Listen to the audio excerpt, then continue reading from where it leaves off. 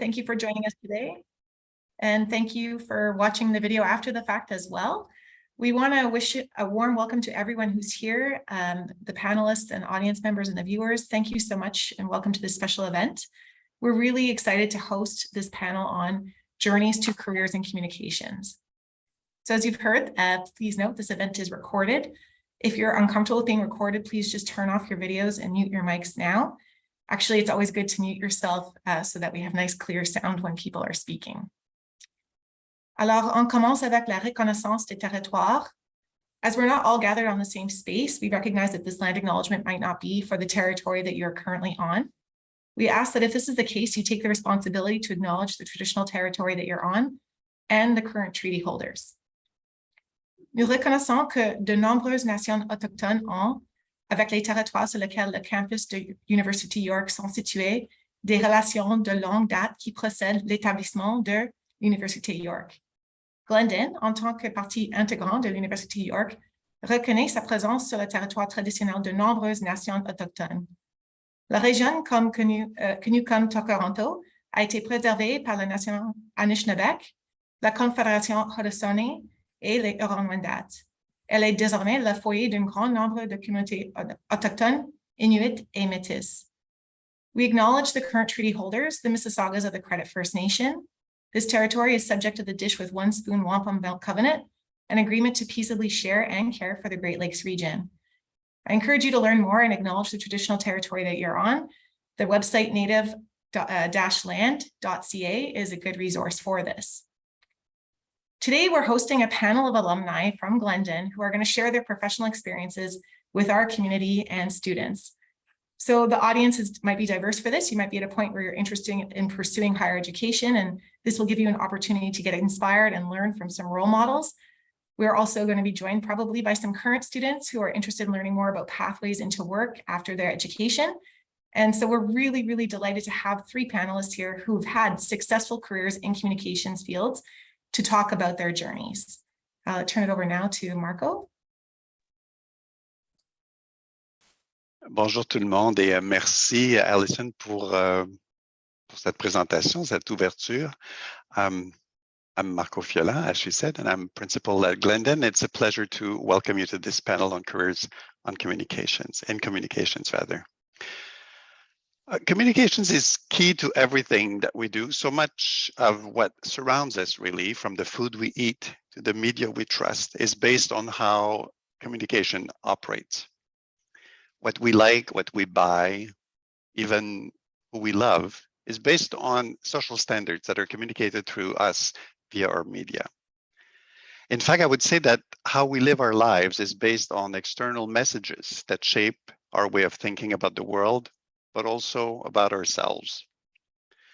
Some university programs will teach you how to manipulate the tools to construct those communication objects. And that's what they do, and they do that well.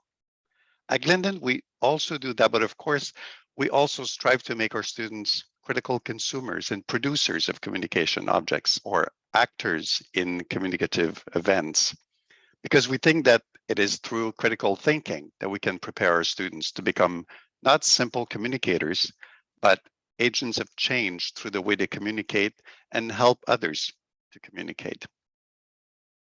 I'm not an expert on communication, although I've worked for years as a translator. So you could say that my work was related to communication as well, to communicating across language divides. My studies in translation did not prepare me to be a perfect translator, but they prepared me to be a good, lifelong learner of my craft. And along the way, I worked with bad revisers, supervisors, from which I learned very little, except to develop maybe a thicker skin. But I benefited the most from the support of mentors and the mentorship of true peers who care not just for them, but care for the work and for the profession that they practice. They were interested in preparing the place for those that came after them as well. Much like our panelists today, who were in your shoes not so very long ago, but who have agreed to share some of their insight as part of a discussion that could probably have been called "If I Knew Then What I Know Now." Those of you who are paying attention to what Glendon does might have noticed that we're working on a number of initiatives to develop a closer connection between alumni and students in all programs, because we think that preparing students for life after Glendon is also an essential part, of our mission. Today's panelists have agreed to carve time out of their busy schedule to come to you to tell you about their personal experience, their personal journey in communications. I would very strongly encourage you to listen, yes, of course, but then to ask all the questions you may have. They're not bad questions. There's no such thing as a bad question, because here we're among friends, among colleagues, and among Glendonites, and your questions are welcome and they will be answered.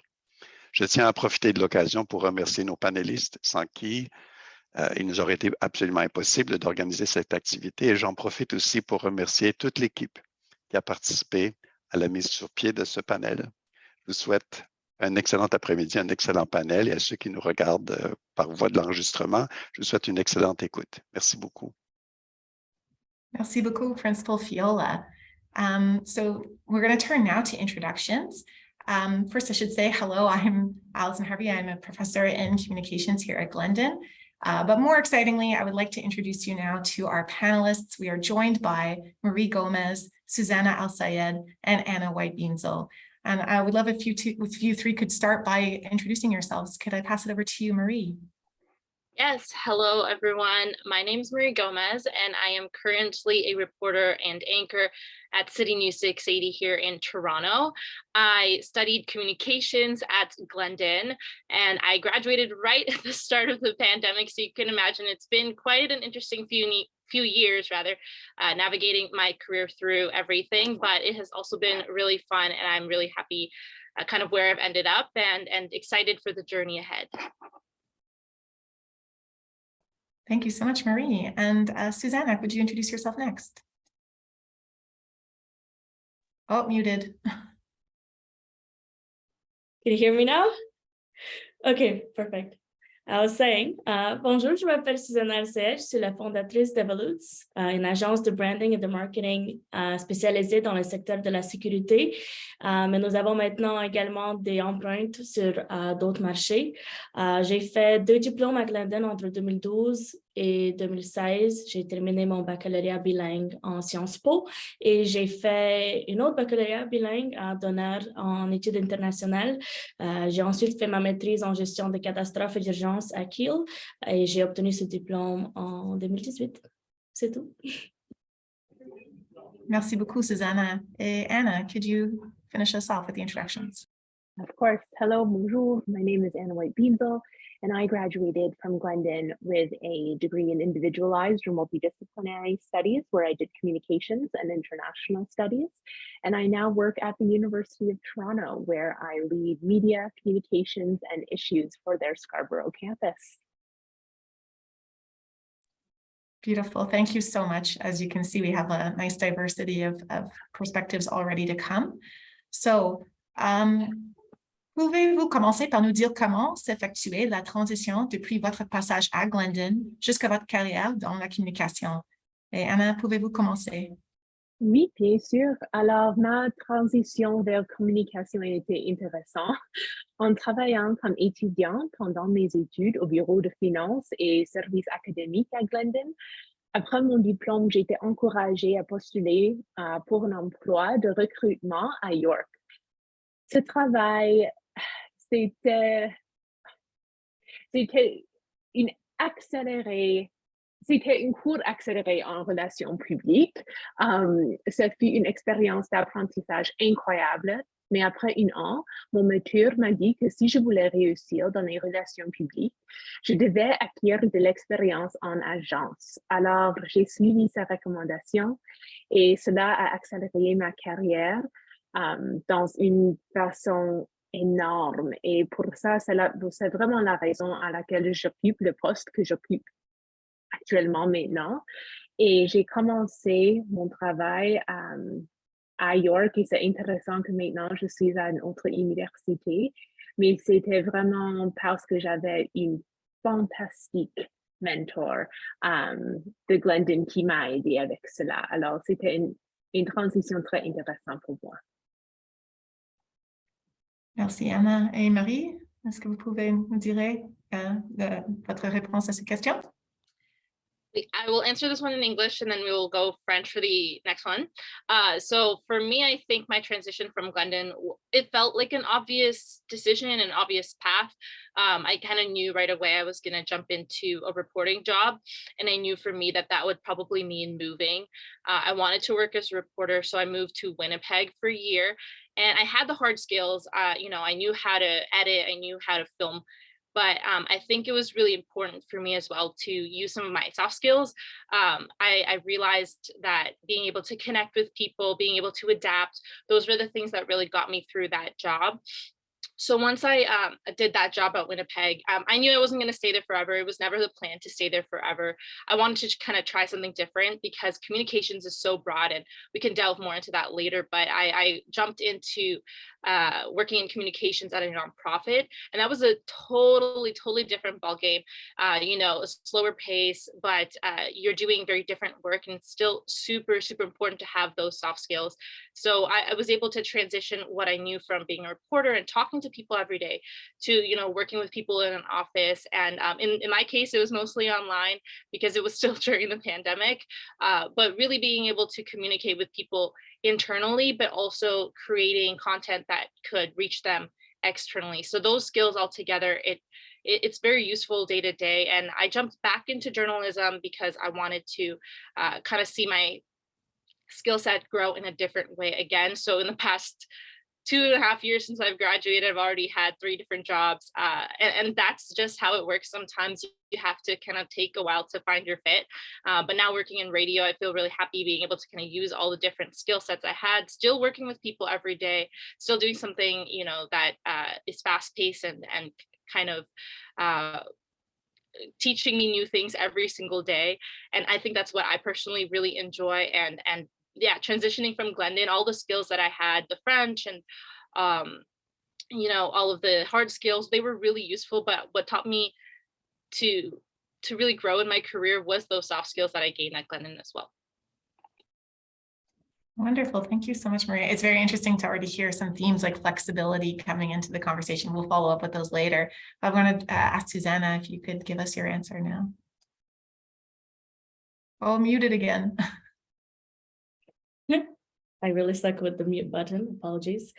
I'm going to answer this one in English actually as well.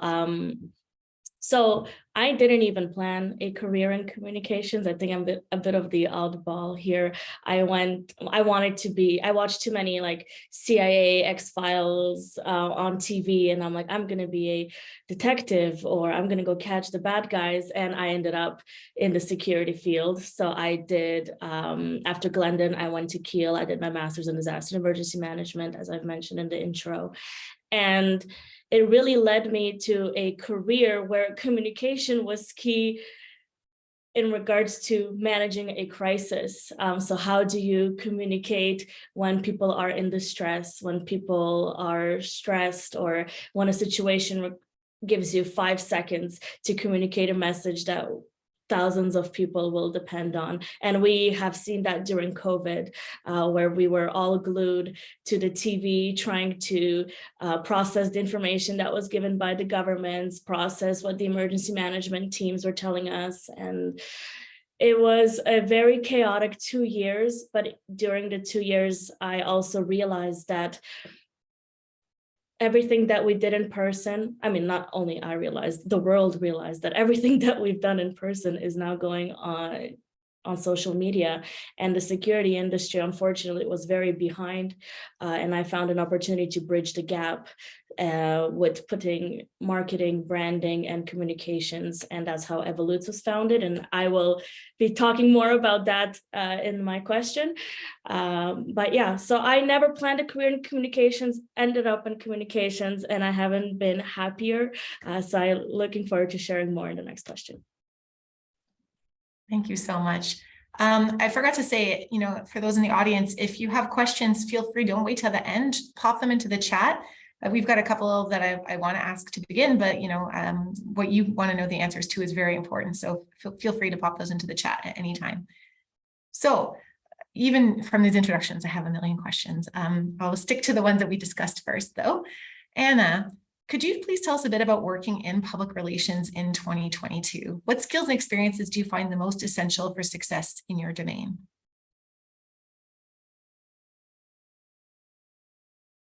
There, okay. There's never a Zoom call until someone mutes themselves. Susanna, I'm just following suit. So I think that there are a lot of skills that have actually changed since 2020 that are now even more applicable in 2022. One skill that I will forever need is explaining to people what public relations is. My parents have no idea what I do. I don't even think my friends fully understand it, but it is such an interesting profession to get into. And I haphazardly landed in it after I had been working at York in recruitment. And my mentor said, if I really wanted to go into PR and understand what it was, I needed to go into agency. And he told me at that time that if I was going to be successful in agency, I needed to be flexible, adaptable, and have humility. And all three of those were the core of why I think I was successful. Things are stressful in agency and PR. I always say that those of us that go into agency are a little bit masochistic because you are doing a little bit of everything, to be quite frank. And so if you're the type of person that really loves having their hands in every one of the cookie jars, your days quite literally never look the same. It gives you an opportunity to do media relations, crisis management, communication strategies. We do video creation, podcast creation. We influence social media discussions. So it was really a fantastic career for me to get into, and you get to work with some of the biggest name brands across Canada, the US, or internationally. And then from there, what I discovered was incredibly important, and I think everybody will tell you this if you go into a career in PR, is the relationships that you build. It is a very small industry, and kindness and respect are key to both of that. You never know who will one day be a journalist, but will next day make the transition to public relations, or vice versa, as Marie laughs. But those relationships, they will follow you your whole career. And I would say if media relations is an aspect of public relations that you're really interested in, those will be key. Aside from that, I really think it comes down to trusting your gut, not being reactive, especially if you're going into crisis communications, really, really being able to go out from that 30,000 foot lens and look at things objectively. I try and take emotion out of most situations if I can, especially when doing crisis. But my favorite saying is that it is PR, not ER, and that we really just need to take a second and think about who your target audience is in every situation and how you're going to be able to translate that narrative. I don't like to say spin or massage. I'm going to go with translate and take one from Marco, and get that message out as broadly as possible in a way that people trust and understand. So as much as PR is communications and sales, it's also psychology and mediation in its own way. So I think if you can really embody those sets of skills and you like a lot of variety and diversity in your workday, it can be a great field for you. I suspect from Susanna's reaction that she has a lot in common. Susanna, tu as fondé ta propre entreprise. Quels ont été les plus grands défis et les éléments les plus gratifiants de cette expérience professionnelle? Merci pour la question. I have unmuted myself for the first time properly. I'm learning, I know. So yeah, I did found Evolutes in 2020. It's my COVID baby, as I like to call it. So it was by chance. At first I have founded Hilt International Security, which was a security emergency management consulting boutique company, which the goal was to merge the gap between emergency management and security, but this is not the conversation right now. So I kept doing creative content, drafted communication strategies, and designed a lot for the industry, but as a volunteer. And one day, my friends and security professionals actually confronted me, and they had an intervention saying that I'm not a charity case and I should think of doing actual consulting because it was a niche within the security market.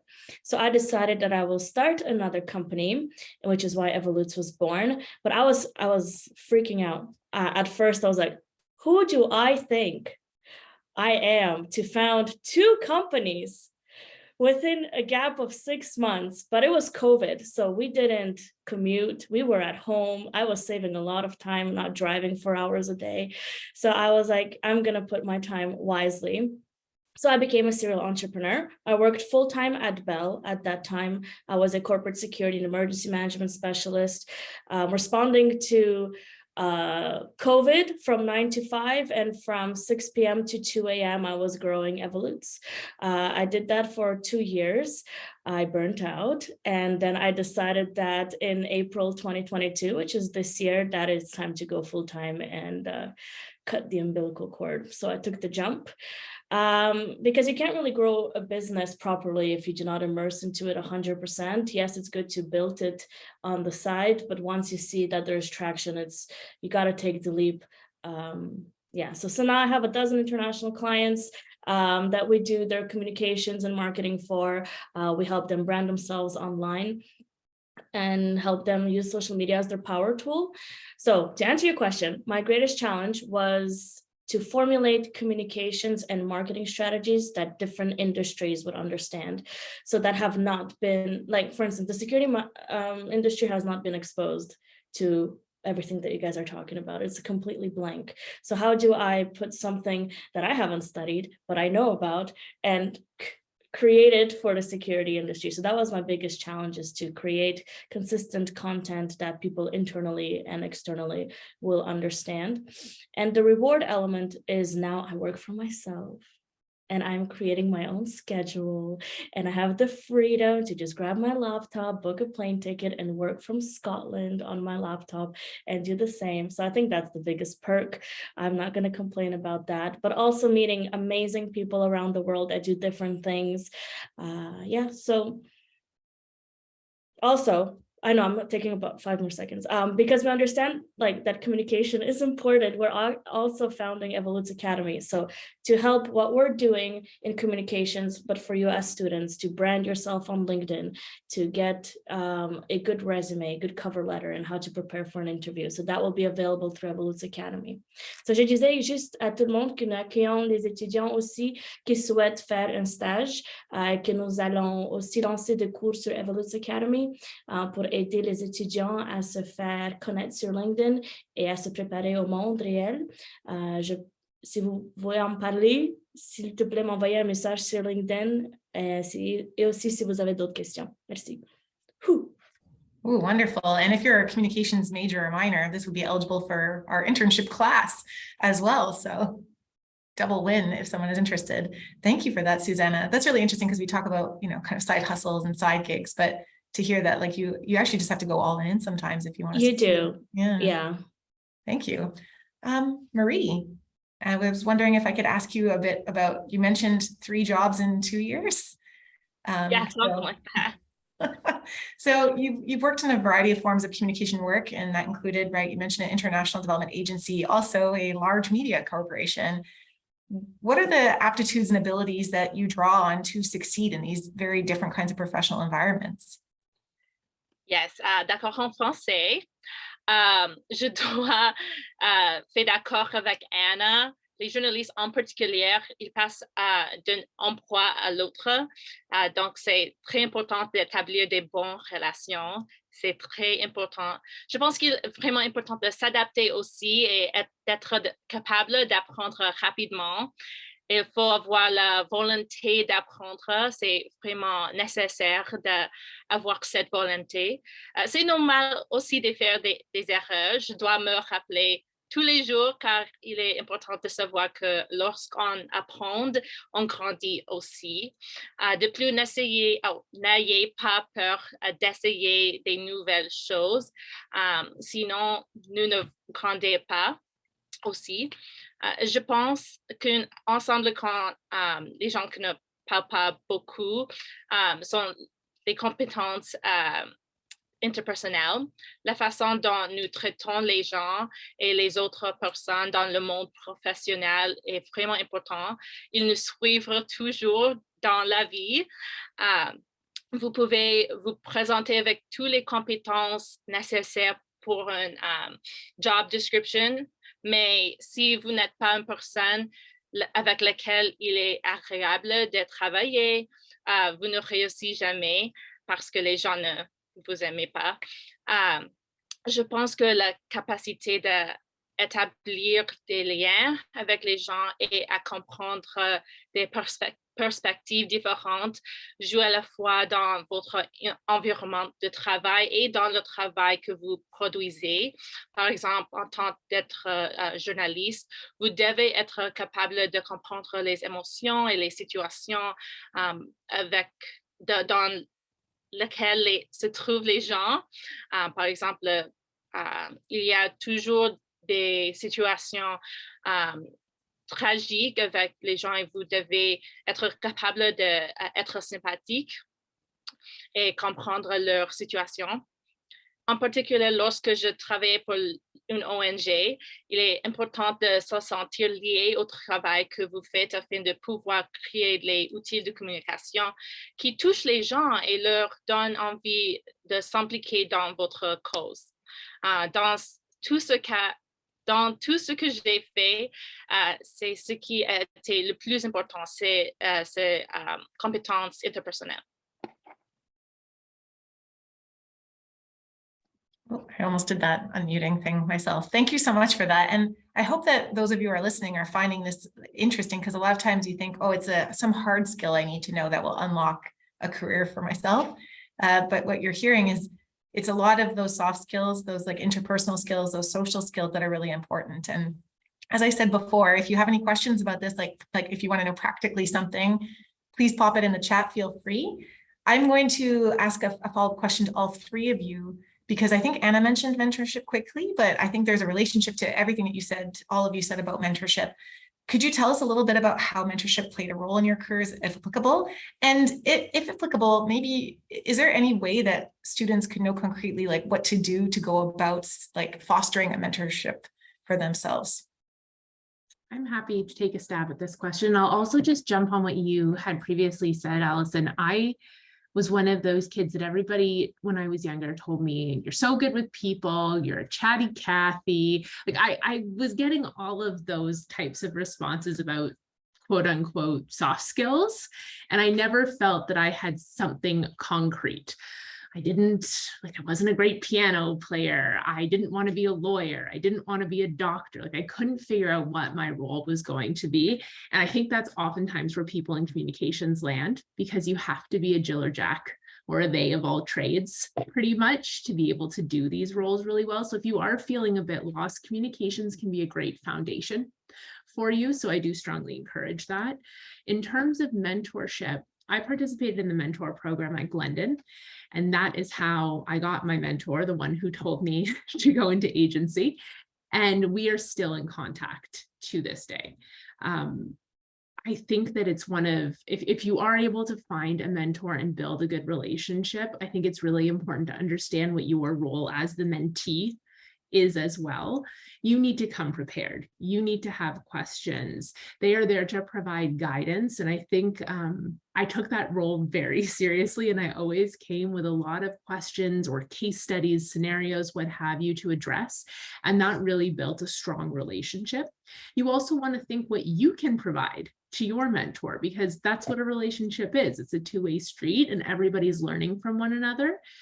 For myself, I have had people cold call or cold email me through LinkedIn looking for mentorship opportunities. I will always have a coffee with someone because I've had that pay it forward, or I've had that done to me and I am now looking to pay it forward. The other thing that I would suggest is when you do join a company, check if they have mentorship programs. Your boss shouldn't always be your mentor. is my opinion. I think they can actually be more successful and helpful to you if they are not someone you directly report into. The University of Toronto, as an employee there, I'm enrolled in another mentorship program, and it just helps you learn the inner workings of the company in a different way than you could ever do it only as an employee. So I am a huge believer in mentorship. And if there are other programs at Glendon that offer it, I highly encourage you to get involved. There's the alumni mentorship program that's currently operating. I think that's really, really good advice. Marie, did you want to jump in?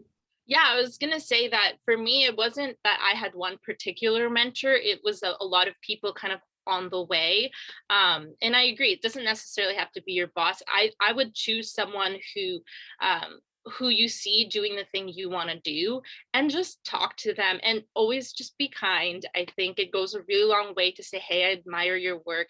What kind of things did you do to get there? I remember I had one experience with someone who is an anchor at CBC, who has their own show at CBC, who I just had a connection with. And take advantage of your connections. Like, you probably know you're maybe 1 degree or 2 degrees away from a person who has the kind of career that you want, or maybe you're very directly close to them. So take advantage of that opportunity to just talk to them. That person at CBC, I wasn't even in journalism school yet. I was like in my second year at university. I was so far away from even thinking about getting a job, but she took the time and sat down with me for like hours. She let me watch the filming of her show. She answered all the questions. I had a whole list of questions, and that's what really like led me into the path that I'm on right now. Because then, you know, years later, when I'm finally a journalist and there's all these other people who have helped me along the way, she's like, hey, I remember you, I helped you that time. I'm like, yeah, thank you, I really appreciate that. Like, look, like your 2 or 3 hours out of your day helped me so much that now I'm here in this position. And you know, for me, it was really important to have people in the industry that look like me. I know, you know, this might be something that a lot of people don't have, depending on the industry that you're in communications. And I know, especially in media, it can be kind of tough to find someone that looks like you. But when you find that person and they can guide you along, like, I was really happy to spend time with other Asian women who were also leading the way in the industry, and being able to be like, how did you manage the struggles of being an Asian woman in the industry? So, you know, look for someone that's doing it. And if that's not possible, if there's no one yet doing it, like, look for the people who are closest to what you can see yourself doing, and then just like be the trailblazer, be the person leading the way. That's really brilliant. And, you know, I think what both of you just said, it's, you know, mentors are people who help and guide, but you have to take the initiative as someone who's going to be mentored too. And that it's not a passive relationship, even seeking out the right mentor, because they might not necessarily be your direct supervisor, as Anna said. Susanna, did you want to add to that at all? Yeah, sure. I am so fascinated by these answers, Mary and Anna. Like, I am 100% in agreement with everything that you just said. To add on to being prepared and to not having more than one mentor, I always think that it is good to have mentors in different fields of your life. So have a mentor in your professional life, have a mentor in your personal life, depending on where you are in your life, to have someone to help you with your relationship or your friendship. So it is okay to have more than one mentor in different sections of your life, and more than one too. And it is very important that it is also very encouraged to outgrow your mentor. So if you, for instance, you need a mentor while you are in school, so they can help you at that phase of your life, but afterwards that mentor can become a friend, and then you find your next mentor for your career, and then once again that mentor can become a friend, or you just take different roads. But it is such a beautiful journey when someone takes you under their wing, and helps you understand what you want to do in life. Right now, I'm mentoring about 12 people under the Envolutes umbrella, and it's girls and boys that are trying to get into industries that are, for instance, very male dominated or very woman dominated, and how do they navigate these changes. So mentorship is very important. I actually want to give a shout out to Yassine. He was the student counselor or advisor while I was at Glendon. I don't know if he's worked or retired, but he was my mentor. Like I would come to him and vent and be like, oh my God, how do I get an A? How do I get a scholarship? How do I find friends? How do I do online? And he was so patient, and he changed my experience at Glendon. And so if you're there, Yasin, hello, I miss you. And if you do have an opportunity to talk to someone, and if you're confused, find someone. And as Anna was saying, they had called her on LinkedIn. If you feel, and as Marie was saying, if you feel like you can find someone that is close to what you're doing and you find them on LinkedIn, then put both together and reach out to them and be like, hey, I'm a student. I want to become this. What should I do? I see that you've done it. Can you help me? And, like the worst case that will happen is that they say no. But the best case is you found a mentor and you are on your journey. So. This is wonderful. And I hope I'm getting something out of this. I hope everyone is getting something out of this. I just wanted to note that it was shared with me, and I think it'll be, oh yeah, Kayla's sharing it in the chat right now. There is an initiative by Advancing YU for advancing Black students and advancing women's scholarships and mentorships. So this is a York initiative. If there's somebody in the audience that fits with you, that could be a really good direction. So there's formal programs like this offered at the university, but there's also programs, as was mentioned by the panelists, offered in different sectors and by different companies. And sometimes it is about that less formal thing where you approach someone. But I guess the thing is that you have to be, you have to take that initiative. I said, be dynamic. Marie, did you want to add to that? Yeah, I was going to say, I think being an opportunist a lot of the times is more helpful than harmful. And especially when you're at school, be an opportunist to the max. That's what I learned. I had so many, experiences that were beneficial to me, even things I didn't think were really related to what I was studying. I know one particular program that York does with some schools across the country. It's called JACAC, the Japanese Academic Consortium, something. But it was great. They were doing this program where they were asking people to participate in a forum in Japan about like energy politics. What do I study? Communications, journalism, has nothing to do initially with energy politics. I wrote my application. I was like, let me give it a shot. Maybe I can connect this. I'm very interested in the political world and energy. It's part of our day-to-day lives. I sent in an application. They sent me to Japan. They paid for it.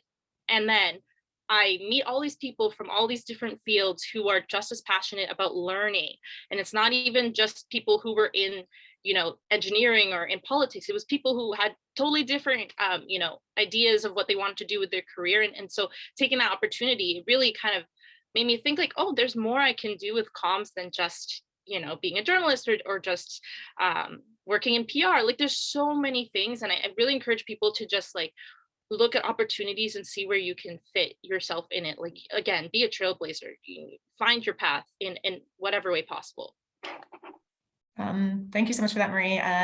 Mary has asked if you might share a link if you have it by any chance.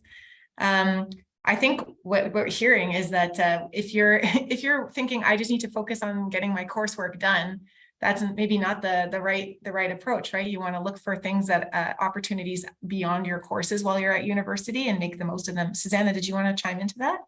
Yeah, I kind of have a similar story to Marie. So, but from a security sector, I didn't really know what I wanted to do or how to get into the industry, and I didn't want to become a cop either. So by chance, I saw an advertisement on LinkedIn saying that they're looking for students in emergency management or master's degree that they would like to send to Washington to work on a course development for ASIS International, which is one of the biggest organizations in security, but they're looking for people that have less than 5 years experience, which was me at that time. And oh my God, I went crazy. I wrote an essay. I'm like, I'm your girl. Just take me. I'm your girl.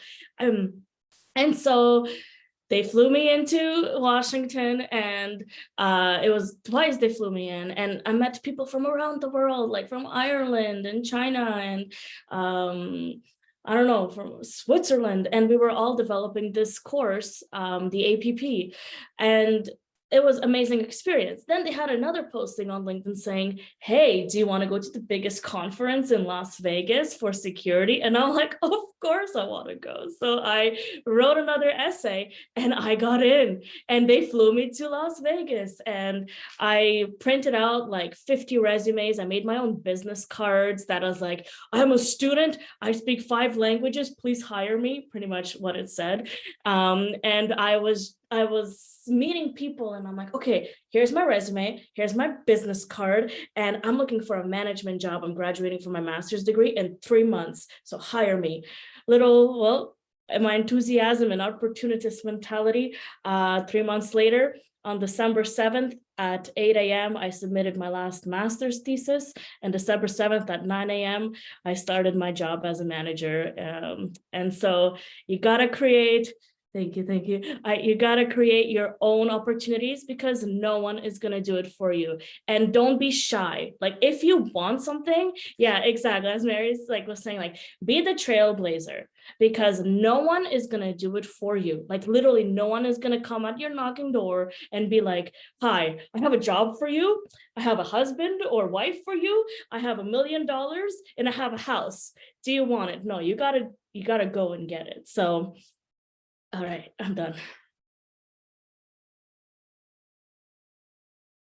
Amazing. Anna, you're unmuted. You want to say something? I saw Michelle's question in the chat, and you're doing my job. I was about to do that. I promise, Michelle. No, that's okay. I'm just going to jump onto what Susanna actually says, because I think the two link.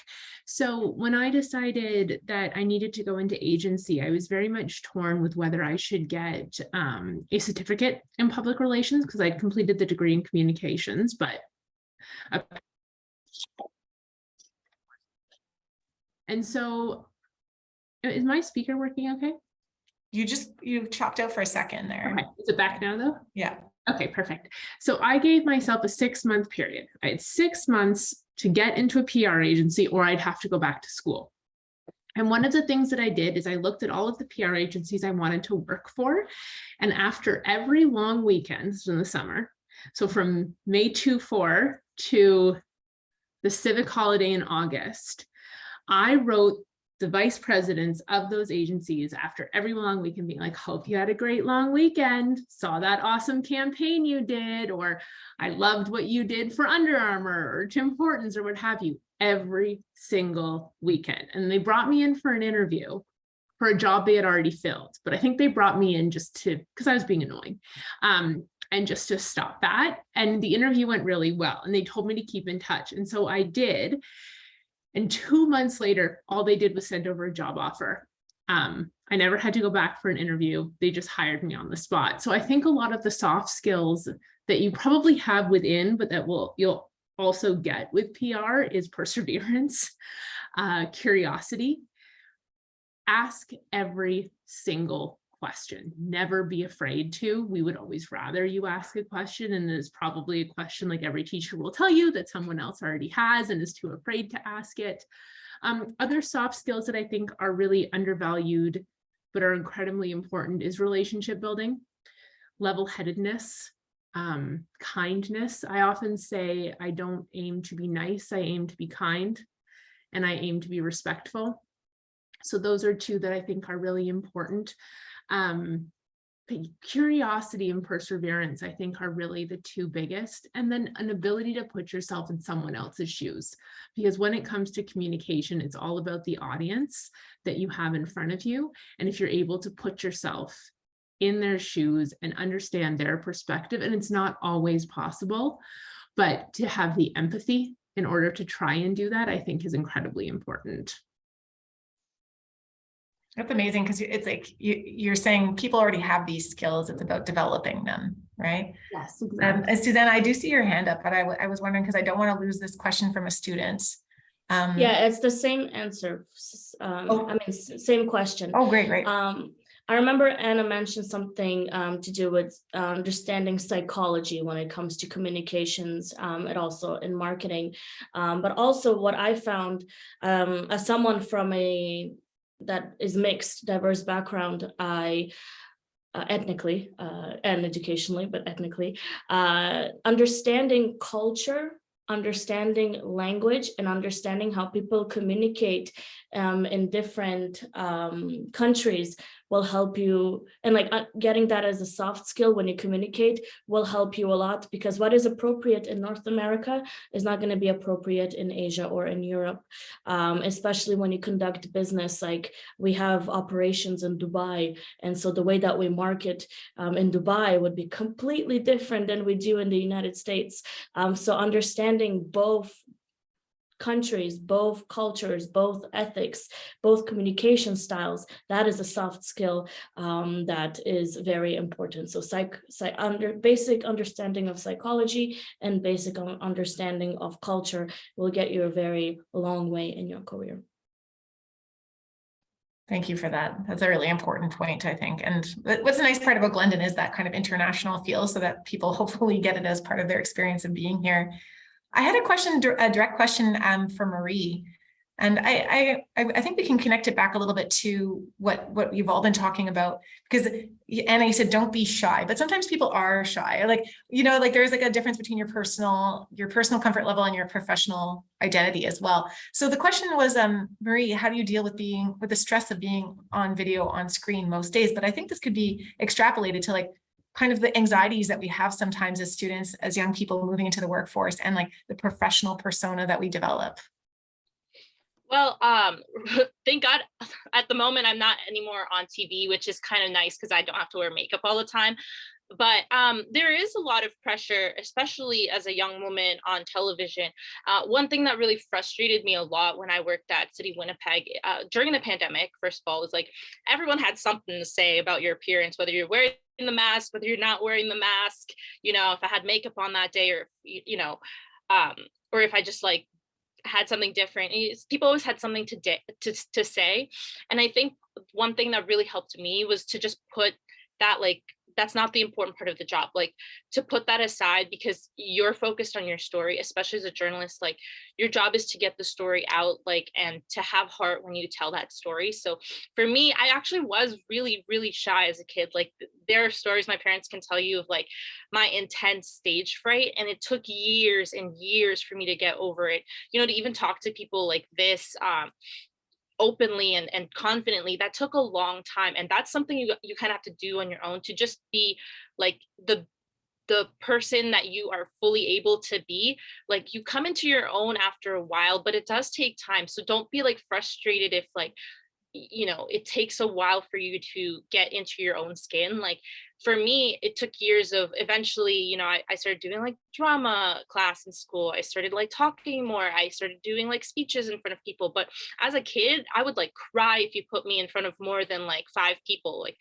it was actually really terrifying. So even when I went into my job at City Winnipeg, it was like an adjustment period, right? And then you have to kind of feel confident in what you're doing and just feel confident in your skill set, because you know that you have all of the right things to do the job.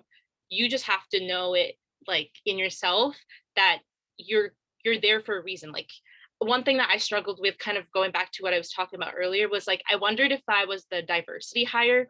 And this is kind of a whole, you know, subject on its own that we could talk about. But I really was like, am I here because I'm the only non-white person in this room? Like, is that my purpose in this newsroom? And I had to kind of like make myself, you know, valuable in other ways. That's like, I'm not just here because I have, you know, a different skin color. I'm here because I'm good at what I do.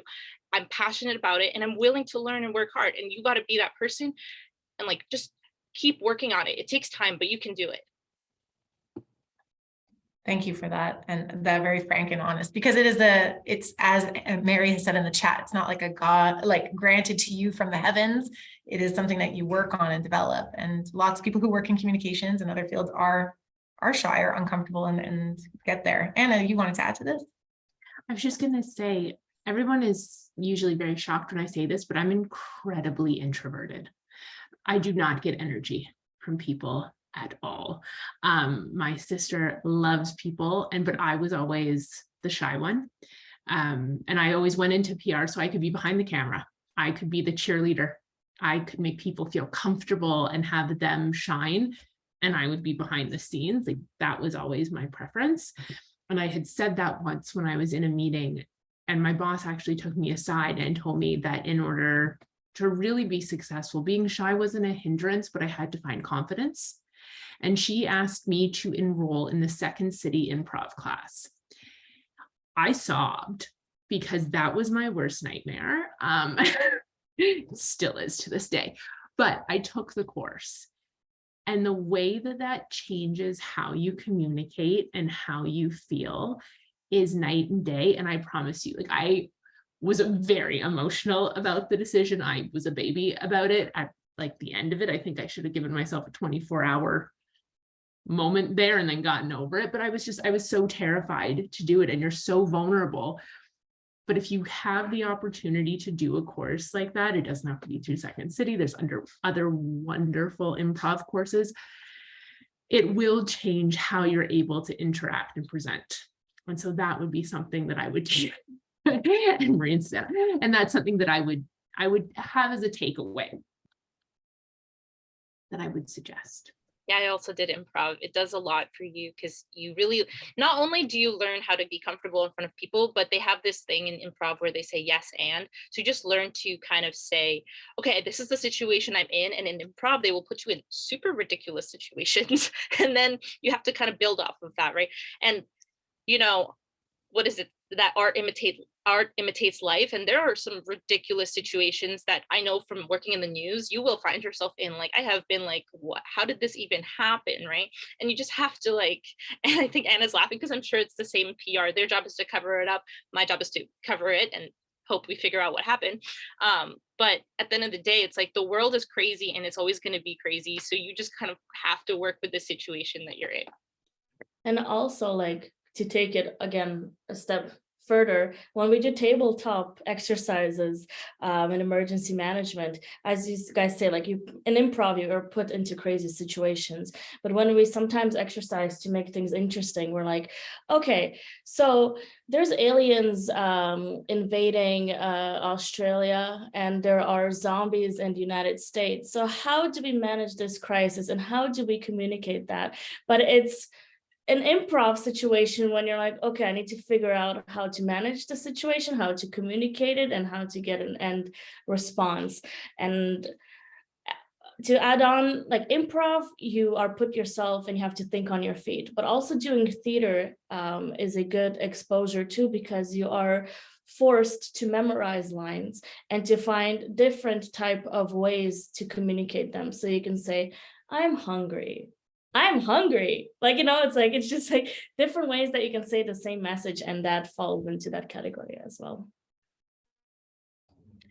Thank you so much. And as suspected, an hour is not enough for the richness of your experiences and insights. So I'm really sorry that we have to wrap here, but I hope that people have gotten a lot out of this, even in terms of like concrete mentorship suggestions and, you know, ideas like improv and Toastmasters. J'espère que vous avez tous aimé cette opportunité d'échanger et de partager. And I really want to extend my greatest thanks to Marie, Anna, and Susanna for sharing your time and expertise with us today. It was fascinating and fabulous. Thank you so, so much. Thank you for joining us, everyone, and à la prochaine.